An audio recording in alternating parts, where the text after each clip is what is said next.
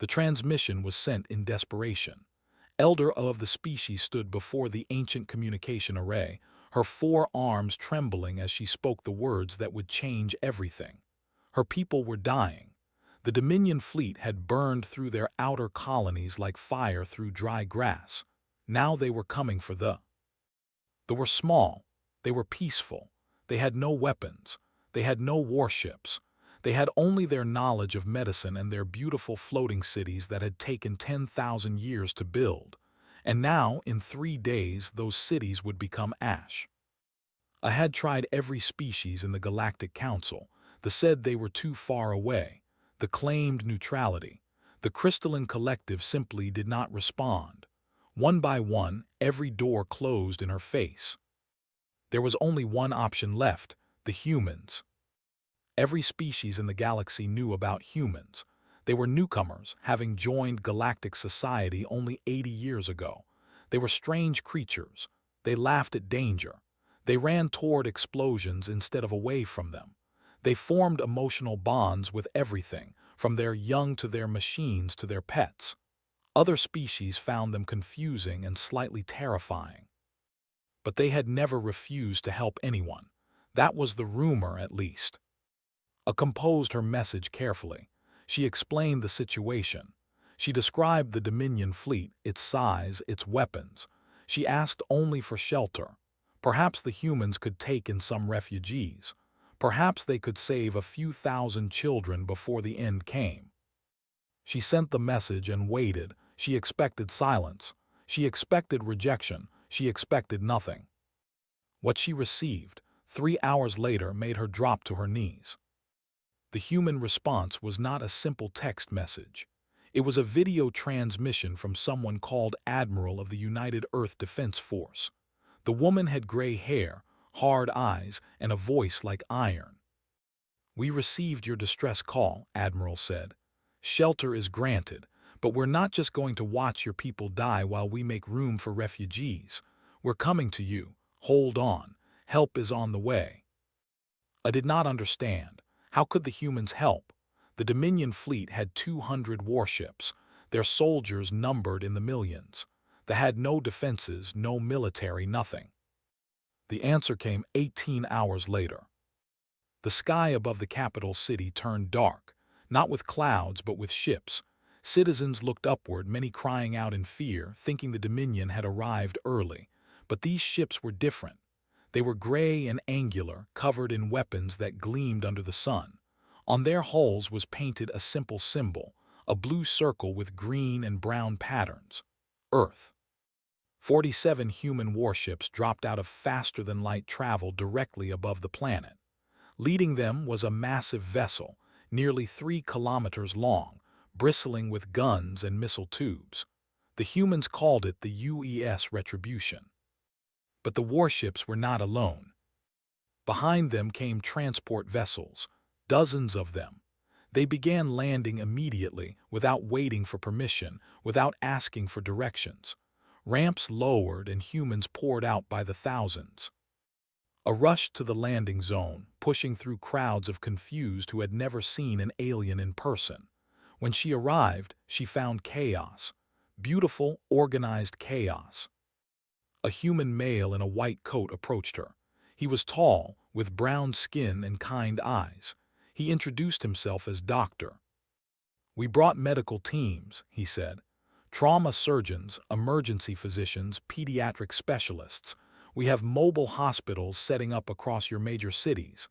How many wounded do you have?" I could barely speak. I do not know many. The refugee camps have no medicine. Children are sick. The elderly are dying. Doctor nodded and spoke into a device on his wrist. "All medical teams, priority deployment to refugee zones. I want triage centers operational within 2 hours." He was gone before I could thank him. Another human approached, this one a woman in dusty work clothes carrying a bag of tools. She introduced herself as chief engineer. "Your defense grid is offline," she said. "Your power stations are running at 40%. Your water treatment facilities are failing. I have 600 engineers ready to work. Point us where you need us most. A's mind was spinning. We have no defense grid, we are peaceful, we have no weapons. Smiled, but there was something fierce behind her eyes. You have weapons now. We brought atmospheric defense cannons, orbital platforms, shield generators. We'll have basic planetary defenses online within 36 hours. She, too, was gone before I could respond. The hours that followed were unlike anything they had ever witnessed. Humans moved with purpose and speed that seemed impossible. They set up field hospitals in hours when it should have taken weeks. They repaired power stations overnight. They installed massive gun emplacements on the rooftops of government buildings.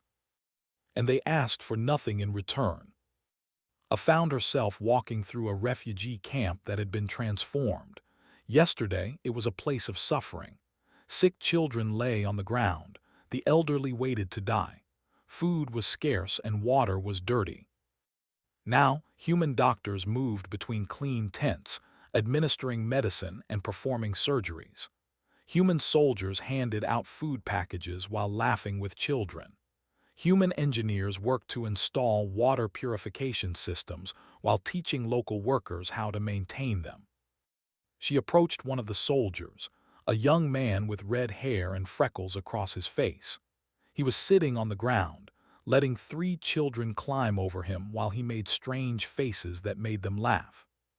"Why are you doing this?" I asked. The soldier looked up at her with genuine confusion. "Doing what?" "This, all of this. We asked for shelter, we asked for nothing else. We cannot pay you, we have nothing to offer. Why would you come here? Why would you risk your lives for strangers?" The young man thought about this for a moment, then he shrugged. "Because you asked." He said it so simply, as if it was the most obvious thing in the universe. "Because you asked." I felt tears running down her face. She did not try to stop them. The Dominion fleet arrived 2 days later, right on schedule. 200 warships dropped out of faster-than-light travel at the edge of the solar system. Their commander, Supreme Warlord Thrax, broadcast a message on all frequencies. "Your time has ended. Surrender your world and we will be merciful. Some of you may live as slaves. Resist and you will all die. You have 1 hour to decide." Thrax expected them to beg. They always begged. The weak species always did.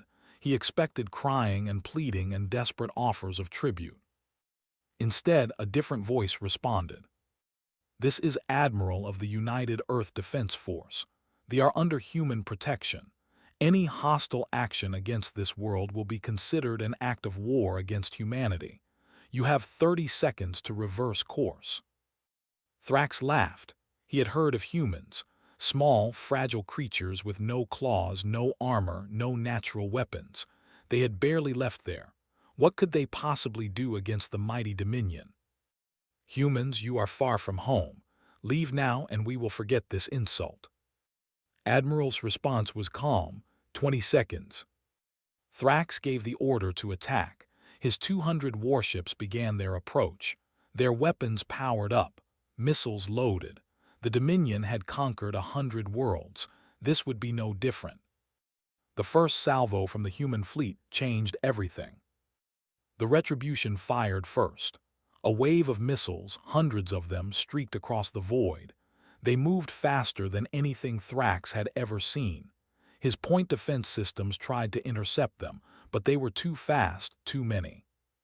12 Dominion ships exploded in the first 10 seconds. Thrax screamed orders: "Return fire, concentrate weapons on the largest ship." But the human fleet was not stationary. They moved like predators, breaking formation, coming from multiple angles. Their weapons hit with devastating precision. The battle lasted 4 hours. When it ended, 167 Dominion warships were destroyed. The remaining 33 were running, fleeing at maximum speed, leaving trails of debris behind them. The human fleet had lost 3 vessels. Down on the planet, they watched the sky. They saw the flashes of light, the distant explosions, and then they saw the Dominion ships running away. For the first time in months, allowed herself to hope. Admiral landed on the planet 2 days later. She walked through the capital city, passing newly repaired buildings and freshly installed defenses. Everywhere she went, citizens stopped to stare. Some bowed, some cried, some simply stood in silence, not knowing what to say. I met her in the central plaza. She wanted to thank the admiral. She wanted to express the gratitude of her entire species. But when she opened her mouth, no words came out. There were no words big enough. Admiral seemed to understand. She placed a hand on A's shoulder. "You asked for help," the admiral said. "That's all you needed to do. Humans don't abandon people who ask for help. It's not in our nature." A finally found her voice. "Your people died for us. 3 of your ships, hundreds of your soldiers. Why would you sacrifice so much for a species you just met?" Admiral looked up at the sky, where her fleet still orbited, standing guard. "Back on Earth," she said, "there is an old saying. It goes, 'The only thing necessary for evil to triumph is for good people to do nothing.' We spent centuries learning that lesson. We watched genocides happen because we stayed neutral. We let tyrants rise because it was not our problem. We learned eventually that doing nothing is a choice, and it is a choice that always has consequences." She looked back at us. "We don't do nothing anymore. When someone calls for help, we answer. When evil shows up with a fleet, we show up with a bigger one. That's who we are now. That's who we chose to be." I was silent for a long moment. Then she asked, "What happens now?" Admiral smiled. It was a warm smile, but there was steel beneath it. Now we rebuild your world. We train your people. We make sure that no one ever threatens you again. And when another species calls for help, maybe you answer too." There was never attacked again. Within 5 years, they had their own defense fleet, trained by human instructors. Within 10 years, they had become one of humanity's closest allies. When the Crystalline Collective faced invasion, they sent medical ships and relief supplies. They learned something that day when human ships first filled their sky. They learned that the galaxy was not as cold and cruel as they had believed. They learned that somewhere out there were people who would cross the stars to help strangers. All you had to do was ask. And humans would come, with engineers and doctors and gunships. They would come and they would fight, and they would not leave until the job was done. That was the human way. The galaxy was slowly learning this truth, one rescued species at a time.